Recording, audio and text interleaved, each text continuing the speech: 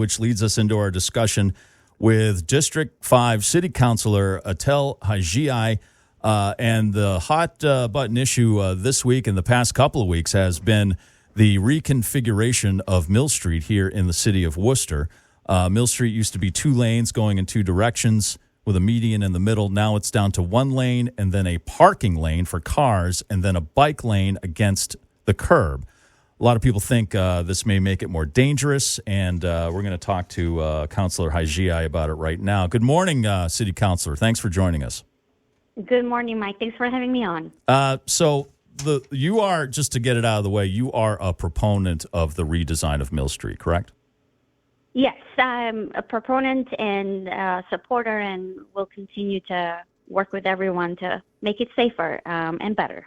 Okay. The biggest comment or criticism on this redesign is there are not enough cyclists who use Mill Street to warrant this kind of change. And what would you say to that? So there's 2 things to that. First, they do exist. I have seen them. I have experienced them. I have even joined them.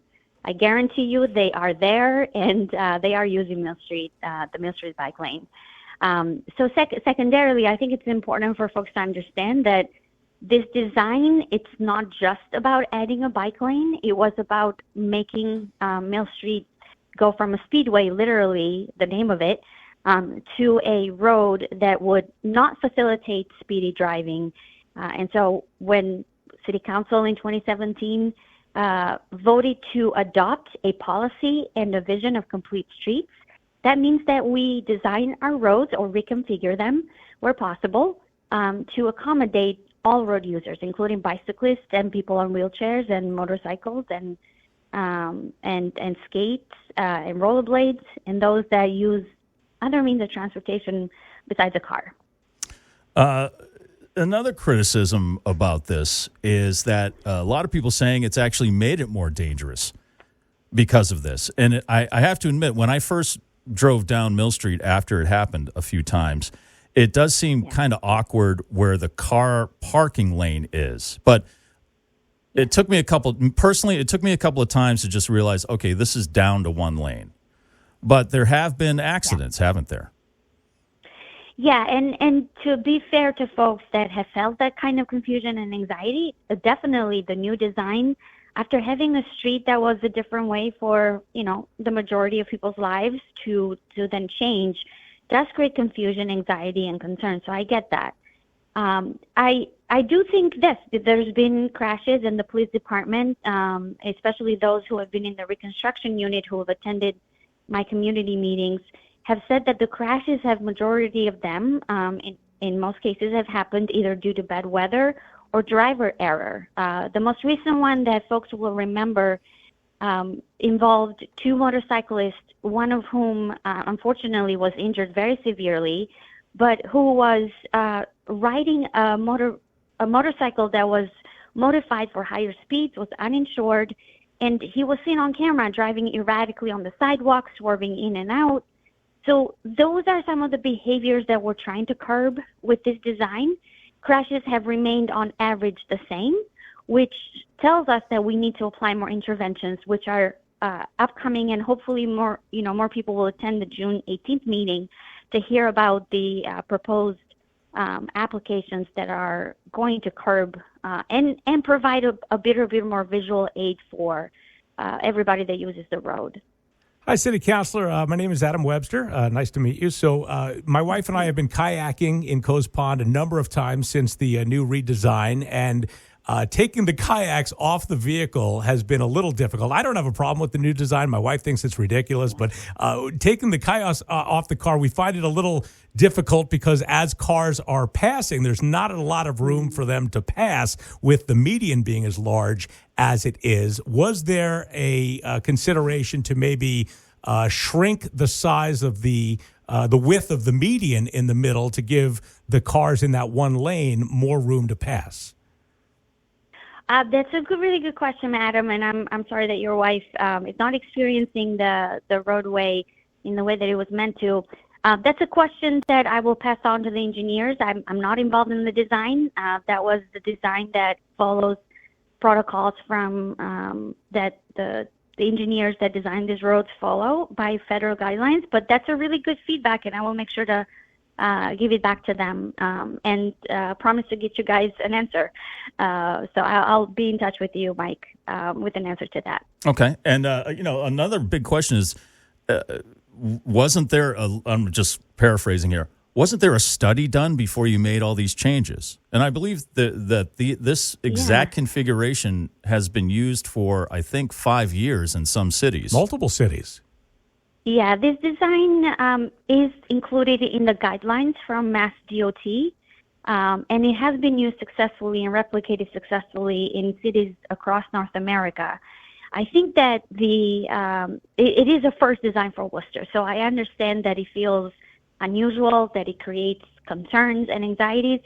I think at the center of it is the fact that people are moving, so engineers are moving away from the way that we have this kind of designs replicated elsewhere. Not this particular design, but the one where the parking lane is to the curb and the bicyclist lane is right on the road. And the reason cities are moving away from that design is that it does create a lot more fatalities for people who use the bicycle lane. And so this is a best practice design that's being more replicated in more cities. And I really wish that people would give it a chance to see that it might work. We are planning to install flex posts so that it creates more of a visual aid and it helps drivers delineate where the travel lane is and where the parking lane is. There will also be some more painting of the crosswalks, as well as some more signage on the lanes themselves, so people can be more aware of where to park and where to walk. Just to give people a taste of how passionate some people are about this subject, I got this text saying, as far as Mill Street is concerned, how do they justify spending all that time and money for a minority crowd of bicycle riders? The obtuse design has proven to be incredibly inefficient and dangerous for the majority crowd of automobile drivers. Whoever was on the committee that approved this fiasco should never again be allowed to preside over anything.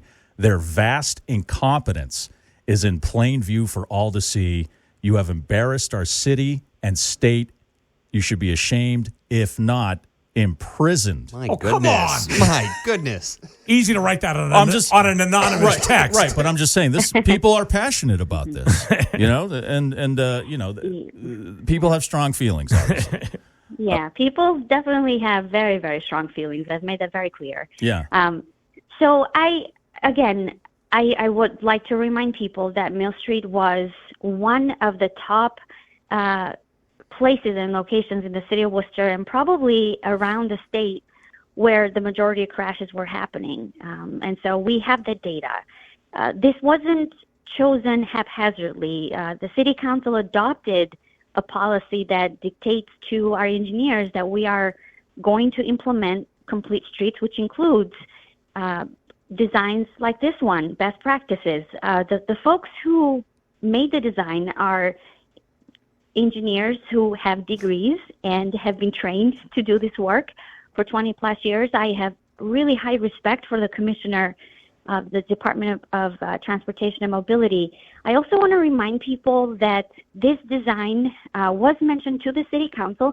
When I say this design, I mean there are several other projects that fall under the category of complete streets that were brought to the city council. While it's not a practice that we give designs to councilors, and we shouldn't because we're not trained professionals. The city council was informed. There were some mishaps with informing the public and communicating, which we put in motion a plan to mitigate that.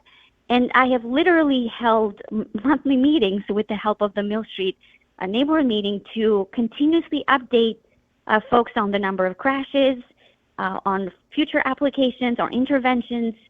And I definitely don't think that any of us deserve to be in prison for wanting to improve the safety of our residents. Well, that's your opinion, Counselor. That is my opinion. That's my humble opinion of one person that's been trying to talk about road safety for quite a long time. So. All right. And then finally, a gentleman called earlier, a resident of the city of Worcester. He made a suggestion as opposed to just criticism. He actually tried to come up with a solution. He thinks that the city should put a two-way bike lane in the middle of the green median in the center of Mill Street. And he thinks that would be safer for cyclists and motorists. How feasible is that? So again, I don't know because I'm not a trained engineer. That's not my profession. However, I do want to say to the resident that we received a $2 million federal earmark to precisely start to design and plan and engage the community in extensive conversations about the permanent changes and transformation of Mill Street. The idea is that very soon, hopefully by the summer, we will have a number of community meetings to invite the community to talk about stuff like that. Like, what else do you think we should add to improve not just the design and the reconfiguration, but also other things that people are missing from Mill Street? For example, I've talked extensively about Big D. All these things do not exist in isolation. My hope and my vision is that hopefully with the additional interventions and permanent changes that will engage the community, we can make Mill Street actually a place, like Adam was mentioning, where him and his wife can come and use Coast Pond, and the families can enjoy the beach, and everybody can walk more, bicycle more. I think this obsession or fixation with we just did this to protect the bicyclists also rubs me the wrong way.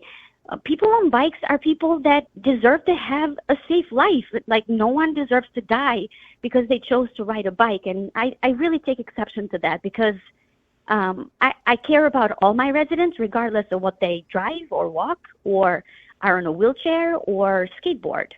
If I may, first of all, you speak very eloquently, and thank you for explaining this. Second, the upgrades to Coes Pond over the last year and a half with the new boardwalk, the playground for the kids has been around for a while. The beach, the upgrades for families is fantastic. And even though right now we might be sitting ducks, parking as the only car right there, I think as the summer comes and more people are enjoying Coes Pond with a bunch of vehicles lining up in that parking lane, it might not be as shining awkward. Thank you, Mike. It might not be it as does seem awkward with a line of cars, and like anything, change is difficult, and over time, it's going to be the new normal. Right. All yeah, right. Thank you, Adam. And can I just add 2 seconds? One thing, we are planning a family day for specifically centering Coes Beach this summer after Labor Day. So I would love to come back to the show maybe a little bit over the summer, just to invite folks to come and enjoy all the gems that Adam just mentioned. And so there's no date on that yet? There is, but unfortunately it's escaping me. I think it's September 7th, but I want to make sure that I have the right information. Well, let us know, and then we'll share that information with our listeners. I appreciate it. District 5 City Councilor Etel Haxhiaj here in Worcester talking about Mill Street. We appreciate your time, City Councilor. Thank you very much. Thank you all so much. Appreciate you. Okay, and thank you for everybody for submitting questions, text, phone calls, the whole deal. We appreciate your time also.